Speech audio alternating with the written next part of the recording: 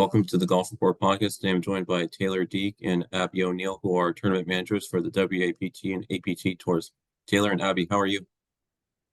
Darling, doing great. It's Nice. excited. How are So you you, doing? good.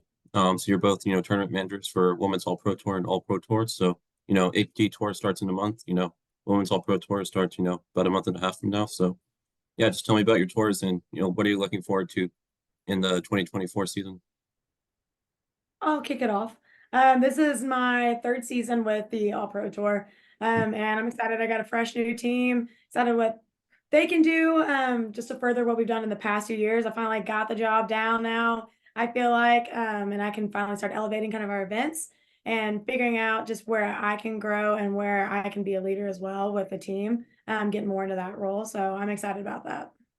Nice. Yeah, it's my season with the tour, so I'm excited just to keep learning. I've learned a little bit so far and just get into the tournaments and really see how they're kind of play out. Right now I'm just seeing everything on the back end, but I'm excited to get started with the tournaments and ready for the season. Nice. You said it's your first year with WAPT? It is, yes. Nice. Right. So yeah, we're just in the off season, getting ready for the upcoming season. So tell me, both of you, what do you do in the off season, to get ready for the upcoming season that's starting in about a month for both of you? So our off season, it's kind of similar for both of us as well. But for our off season, we're really just calling committees, planning. We have to make sure that we coordinate with the local charities, local sponsors, the head pros, the superintendents, make sure they're where we're coming, planning all the pro-ams, the parties, the clinics. Basically, we in our off season, we're kind of helping consult the local committees on how to marry a charity event with a professional golf event and how to keep it professional, but also fun as well. And we get together like volunteer coordinators, housing coordinators, and teaching them how to gain volunteers, how to get housing for our players, and just helping advise and consult on that end, and then while also communicating all of the information to our players and dialing that down and just really nailing down the schedule. Doing a lot of training too with new people as well. We just got done with rule school, so getting better at that as well. That's basically kind of what our off season entails, and it's basically the same for both of us. So yeah, yeah. Nice. Well, Abby, I'll just ask you, you were hired by the WAPT Tour in January, so you've been with the tour for a short time now. But what was it like getting hired by the WAPT Tour in January? And how has your short 2 months now been, with the WAPT Tour? I mean, it's been great. It's definitely a switch between what I was doing, so just kind of getting used to it. But love meeting everybody, love the team here. They're just a great big family, so it's been a lot of fun. I'm excited to continue with them and see everyone in their element on the course too.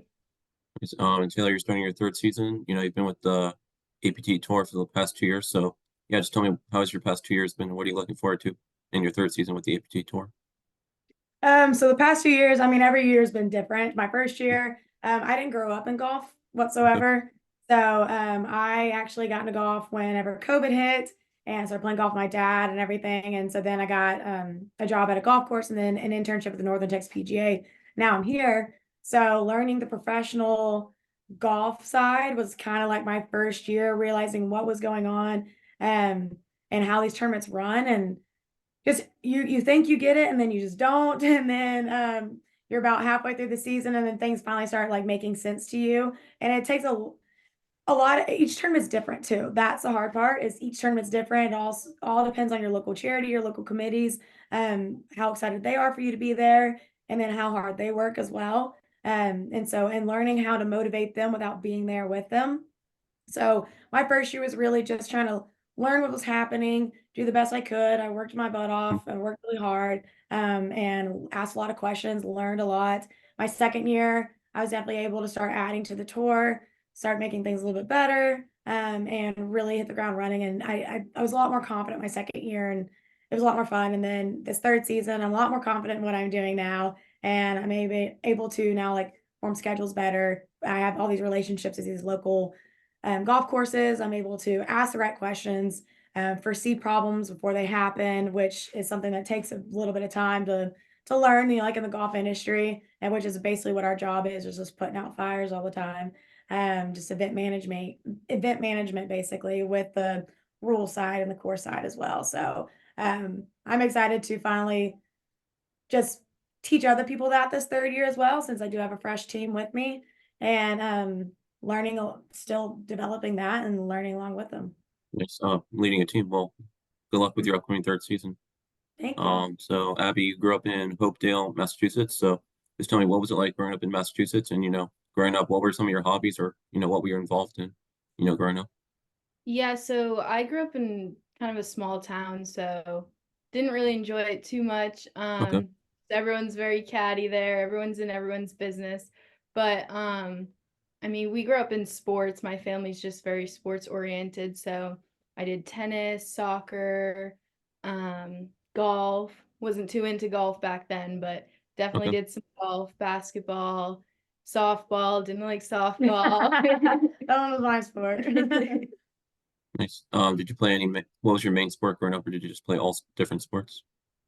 So my main sport growing up was definitely soccer. I played for like the travel team of the town, and then I also did club soccer, so played on kind of a more advanced level on that. So you seem like a soccer player. You do. You seem like a soccer team player. Nice. And then Taylor, you grew up in Tyler, Texas. So just tell me about, you know, growing up in Texas, you know, what were you involved in growing up?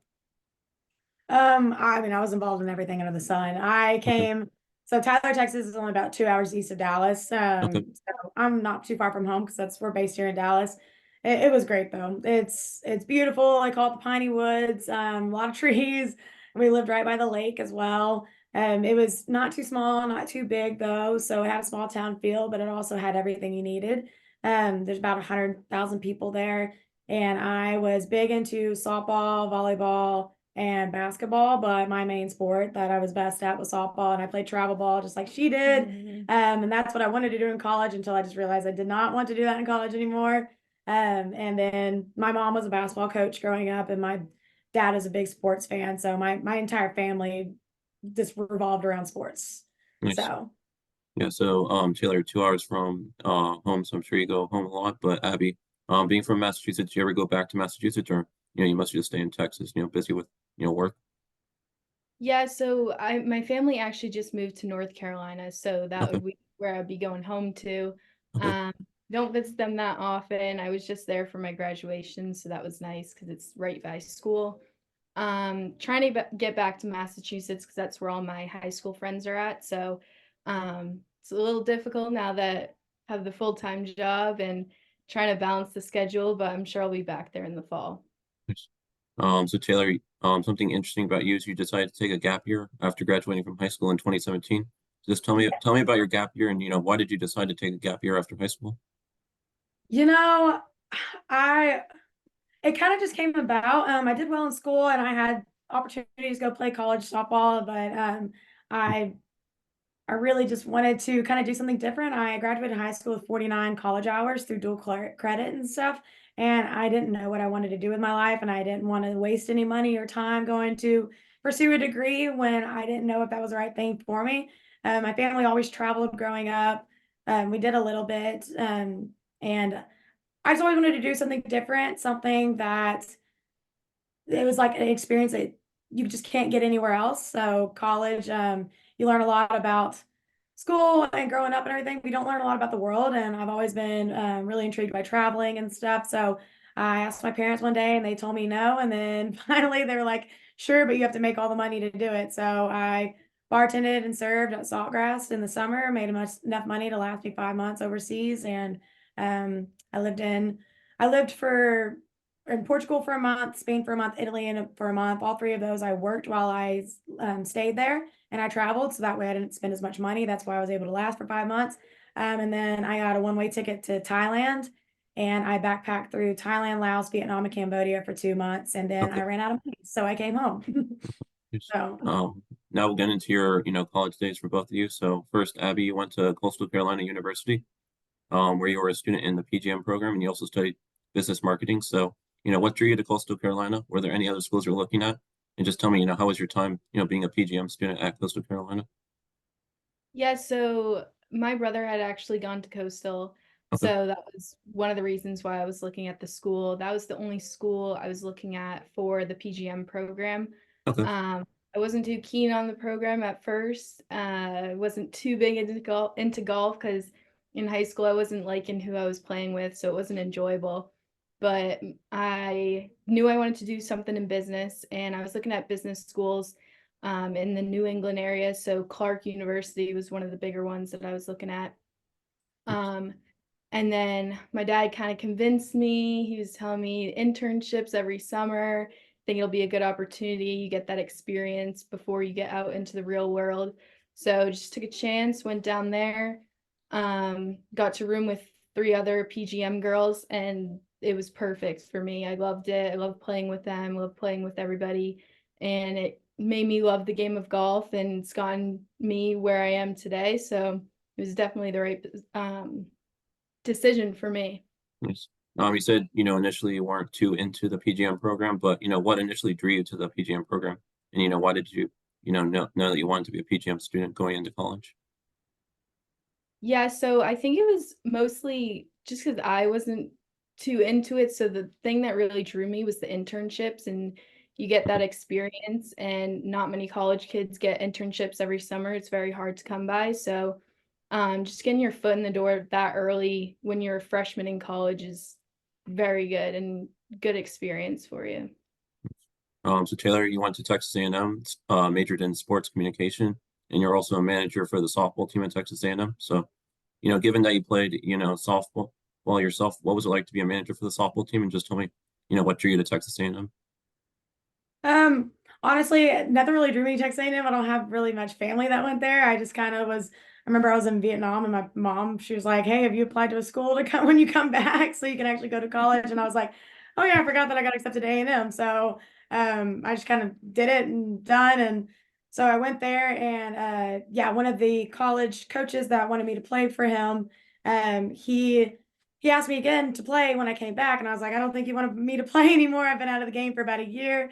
He was like, "Well, I know the head coach at A&M, so just if you want to be around the sport or anything, like you can go work there." And it was fun. It was still a lot of traveling too. So I've always been kind of in a role that travels a little bit. And I mean, the main thing that I did that I loved was I bullpen caught for a lot of the pitchers. Okay. That's like my favorite thing. I love catching. And like catching for those girls too, it's just a high level. I mean, I had a great pitcher in high school and also on my select teams, but the girls at A&M, it was a lot of fun to catch for them, and I learned a lot too. I was with them for about 2 years, and then about 2.5 years, I believe, and then when COVID hit, then our hours got dropped a little bit. So I went and got a new job, and then gave the other girls my hours, and so that way they could log those for pay. And then I just went and got another job, and so that's when I got the job at the golf course, Nice. and that was the best move for me. I loved my time at A&M softball, but going to the golf course was more of my personality, and I'm more into hospitality, and I love people, and so being in front of different people every single day at the golf course was really, that's where I thrived. Nice. So bullpen catcher for Texas A&M softball. Were you a catcher growing up, or did you play other positions? I played other positions, but I Okay. was a catcher for a lot of the time. I also played second base as well. Second base is where I did a lot better at second base than I did. I mean, I was good at catching, but I mainly stayed in it because my best friend growing up was a pitcher, and she ended up pitching at a Division II up in Oklahoma. So she was really good, and I went with her to, I think, every pitching coach in Texas, probably. So that's why I was fine with bullpen catching, and I loved it because I always did it with my best friend growing up, and it was a lot of fun for me. Nice. Abby, you interned as a tournament operations intern with the Maine State Golf Association. So tell me, how did you end up interning for the Maine State Golf Association? And what was it like to be a tournament operations intern, with, Maine Golf Association?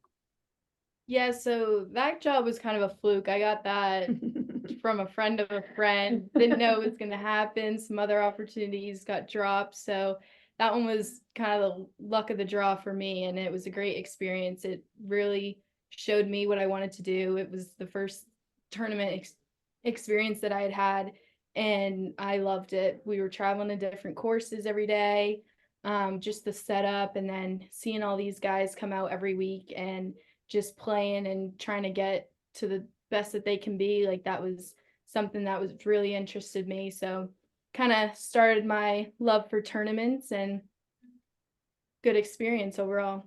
Yeah. Another incredible experience for you, Abby. You interned at the K Club in Ireland. So yeah, how incredible was this internship? You know, how did this internship come about? What was your favorite thing about, you know, interning in Ireland? Yeah, so that one was very lucky as well. So my dad's from Ireland, so he has some friends over there.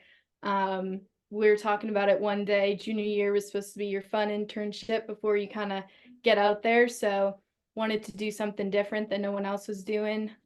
His friend is a member at that course, so talked to the head pro there, got an interview, and then just made it happen. And that was probably one of the best experiences ever. Just got to be around family because his whole side of the family's over there. So just spending time with them, and then also just seeing the different culture and how they run their courses as well. It's similar but also different.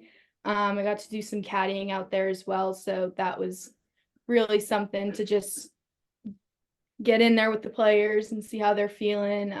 But it was a great experience. I love that. Yes. And Taylor, you've been a content producer for my BSC Sports. So yeah, just tell me about my BSC Sports and yeah, what was it like to be a content producer? Honestly, that was just like a project in Okay. college. Okay. They called it my BCS Sports. It was something we threw on our Okay. resume then. It was just like we covered like local high schools. So I learned a lot in Photoshop and Premiere Pro doing that class. We were in charge of A&M Consolidated, I believe is the name of the school. It's been a while, but so I went to like their volleyball and football games and just covered their fall sports. And it was mainly just a project for school, so it wasn't anything like too intense. So Abby, you worked at, you know, golf courses in Myrtle Beach, South Carolina, you know, North Carolina. So just tell me, you know, what is it like to work at a golf course? You know, specifically, what did you do at these two golf courses you worked at? Yeah, so those two golf courses are very different. The one in North Okay. Carolina is a private course, mainly just for the members that live in the community surrounding the course. So both of those, and then the other one is a public course just in Myrtle Beach. There's tons of courses in Myrtle Beach, so that was just the one that I found to work during school just to make some extra money because I was running low. But yeah, I was just working outside operations for that. So just being the cart girl, cleaning carts, doing tee times, making sure the players are getting out there, grabbing bags from the cars. So kind of the same experience, but just on different levels. With the private course, you gotta act a little better, be very respectful. You gotta know who each person is coming up, call them by their name. Whereas the public course, I can kind of do whatever I want, didn't have to wear a uniform. People gave me attitude, kind of give a little attitude right back. But no, it was fun. Great experiences, both of them. Nice. So you both have interned with Northern Texas PGA. So, you know, how did you both end up with Northern Texas PGA? And, you know, what did you do for the Northern Texas PGA? I'll let you go first. I'll go first. So like I said, I got that job at the golf course when I was in college, and I needed an internship in order to complete my sport management degree. Okay. So my very last semester, Northern Texas PGA, I had an interview with them. I found them. Then they gave me a shot, and I came out there. And it was before they moved to the pretty headquarters that they're at now that Abby got to enjoy. Okay. But I loved it. They're a great organization. They were very good to me. They That experience helped me kind of really love the tournament side of golf. And I mean, I just had a great time. I had a great time with the kids. We did a lot of junior golf stuff. We did a lot of stuff with the PGA pros, and then we did Corn Ferry Q School. And that was when I kind of fell in love with the professional side of golf, was doing Corn Ferry Q School because it's a little different than junior golf and like the PGA pros. These guys, their entire life, their career is on the line, and it means something. It's their livelihood. And I mean, I've always loved sports, and I've always loved when it really means something to somebody. And that's really why I loved Corn Ferry Q School, was these guys, they were grinding out there to try to achieve their dream. And I loved that. That was my favorite part, was seeing that happen. Nice. Yeah, same for me. I needed 7 months worth of internship to complete my program. Okay. Um, knew I was going to do it for 3 months and then signed on for another 3 months after that to go till December. But I had done the Maine State Golf Association internship, and that was with amateurs. So kind of going to a bigger scale and seeing all these players and how serious they take it really changed it for me and really made me love it. And just the experience and the people there, they're all great, trying to help you learn as an intern. They're trying to make you the best that you can be, whether it's in excuse me, whether it's in golf or not. Choked up.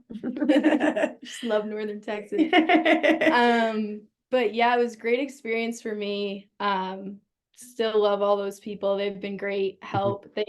Some of them helped me get this job. So just great experience. Yeah, me too. They have to get this job as well. So we love Northern Texas PGA, big fans. Nice.